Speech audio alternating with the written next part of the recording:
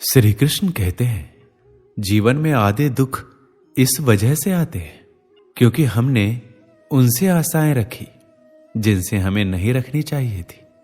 जीवन में समय चाहे जैसा भी हो, परिवार के साथ रहो। सुख हो तो बढ़ जाता है और दुख हो तो बढ़ जाता है। अपने जीवन में कभी भी किसी को आनंद में वचन ना दें, ना क्रोध में उत्तर दें और ना ही दुख में कभी निर्णय लें। किसी और का काम पूर्णता से करने से कहीं अच्छा है कि अपना काम करें, भले ही उसे अपूर्णता से करना पड़े। जिंदगी में सब कुछ खत्म होने जैसा कुछ भी नहीं होता। हमेशा एक नई शुरुआत हमारा इंतजार कर रही होती है।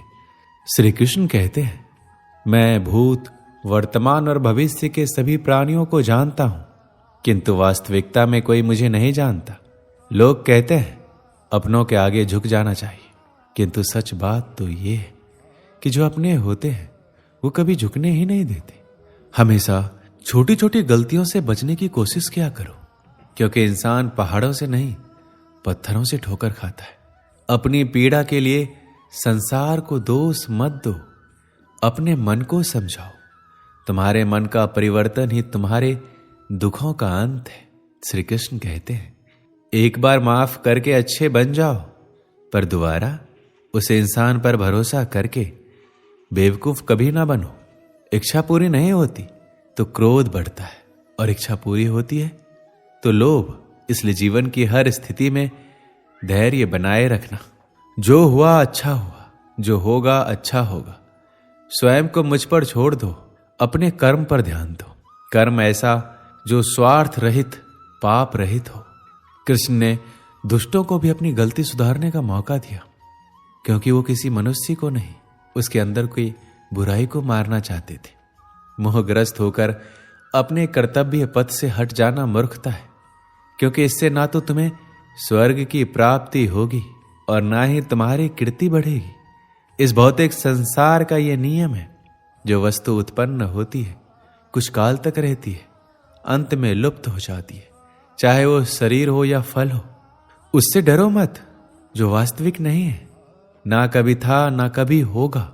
जो वास्तविक है वो हमेशा था और उसे कभी नष्ट नहीं किया जा सकता। जन्म लेने वाले के लिए मृत्यु उतना ही निश्चित है जितना कि मृत होने वाले के लिए जन्म लेना। इसलिए जो अपरिहार्य है उस पर शोक मत करो। श्री कृष्ण ने कहा है, अगर तुम्हें किसी ने दुख दिया है तो बुरा मत मानना। लोग उसी पेड़ पर पत्थर मारते हैं जिस पेड़ पर ज्यादा फल मीठे होते हैं। यह सच बात है कि भूल करके इंसान कुछ सीखता है, परंतु इसका मतलब यह नहीं है कि वह जीवन भर भूल करता रहे और कहे कि हम सीख रहे हैं। श्री कृष्ण कहते हैं, स्वार्थ से रिश्ते बनाने की कितनी भी कोशिश करें वो कभी नहीं बनते, और प्रेम से बने रिश्तों को कितना भी तोड़ने की कोशिश करें वो कभी नहीं टूटते। अगर व्यक्ति शिक्षा से पहले संस्कार, व्यापार से पहले व्यवहार और भगवान से पहले माता पिता को पहचान ले तो जिंदगी में कभी कोई कठिनाई नहीं आएगी। जैसे प्राणी अपने पुराने कपड़ों को उतार कर फेंक देता है, नए को धारण कर लेता है, उसी प्रकार यह आत्मा पुराने शरीर से त्याग करके नया शरीर प्राप्त करती है। तुम उसके लिए शोक करते हो जो शोक करने के योग्य ही नहीं है। बुद्धिमान व्यक्ति ना जीवित और ना ही मृत व्यक्ति के लिए शोक करते हैं। हर किसी के अंदर अपनी ताकत और अपनी कमजोरी होती है। मछली जंगल में नहीं दौड़ सकती और शेर पानी में राजा नहीं बन सकता। इसलिए अहमियत सभी को देनी चाहिए। जिंदगी में सही लोगों की तलाश कभी मत करो, आप स्वयं ही सही बन जाओ। क्या पता आपसे मिलकर शायद किसी की तलाश पूरी हो जाए। जिंदगी में किसी से उम्मीद नहीं रखनी चाहिए, क्योंकि धोखा इंसान नहीं देता बल्कि उनकी वो उम्मीदें धोखा देती है जो दूसरों पर रखता है। जब तक आप अपनी समस्याओं एवं कठिनाइयों की वजह दूसरों को मानते हैं तब तक आप अपनी समस्याओं एवं कठिनाइयों को मिटा नहीं सकते। आप अपना भविष्य नहीं बदल सकते, लेकिन आप अपनी आदतों को बदल सकते हैं, और निश्चित रूप से आपकी आदतों से आपका भविष्य बदल सकता है। संसार के सभी धार्मिक रीति रिवाज एक ही संदेश देते हैं, प्रेम का, करुणा का और क्षमा करने का। जरूरी यह है कि ये सभी हमारी रोज की जिंदगी का हिस्सा होना चाहिए। जीवन में किसी को रुलाकर हवन भी करवाओगे तो कोई फायदा नहीं, और अगर रोज किसी एक आदमी को भी हंसा दिया तो आपको अगरबत्ती भी जलाने की जरूरत नहीं है। एक अच्छी प्रेरणा और ईमानदारी से आत्मविश्वास आता है, जो दूसरों के विश्वास और सम्मान को आकर्षित करता है। इसलिए आशीर्वाद का वास्तविक स्रोत हमारे अपने मन में है।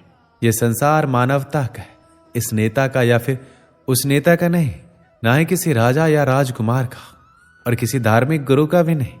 यह संसार मानवता का संसार है। हम चाहे तो अपने आत्मविश्वास और मेहनत के बल पर अपना भाग्य खुद लिख सकते हैं, और अगर हमको अपना भाग्य लिखना नहीं आता तो परिस्थितियां हमारा भाग्य लिख देगी। जीवन या तो स्वीकार किया जा सकता है या बदला जा सकता है। अगर स्वीकार ना किया जाए तो बदलना आवश्यक है, और अगर बदला नहीं जा सकता तो स्वीकार करना आवश्यक है।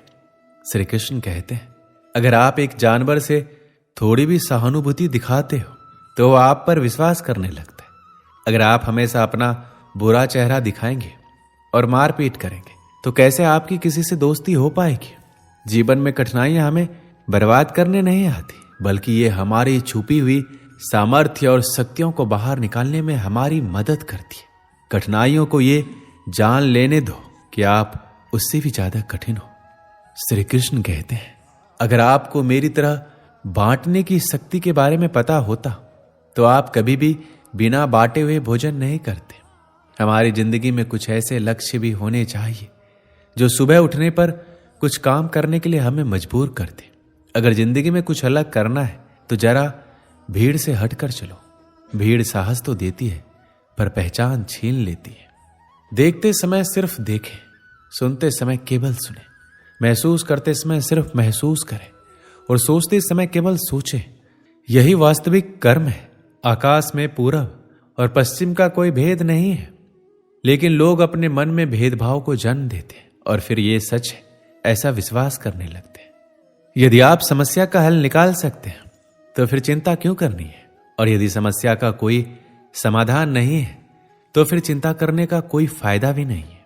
कोई भी व्यक्ति बहुत ज्यादा बोलते रहने से कुछ नहीं सीख पाता।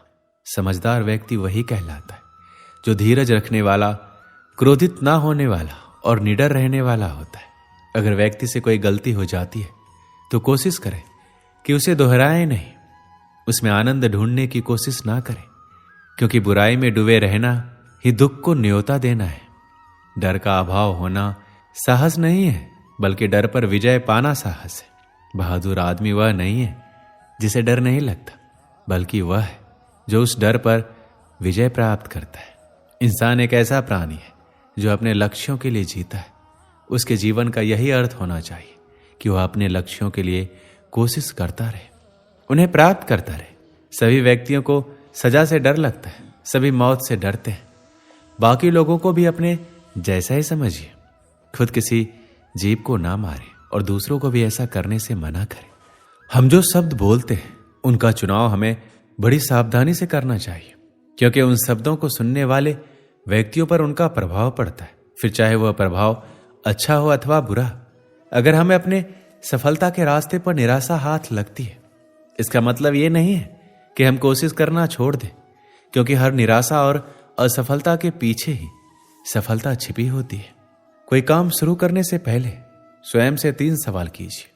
मैं ये क्यों कर रहा हूं? इसका परिणाम क्या हो सकता है? क्या मैं सफल हो जाऊंगा? और जब गहराई से सोचने पर इन 3 प्रश्नों के संतोषजनक उत्तर मिल जाए तभी आगे बढ़िए। अगर आपको अच्छा साथी ना मिले तो अकेले चले, उस हाथी की तरह जो कि अकेले ही जंगल में घूमता है।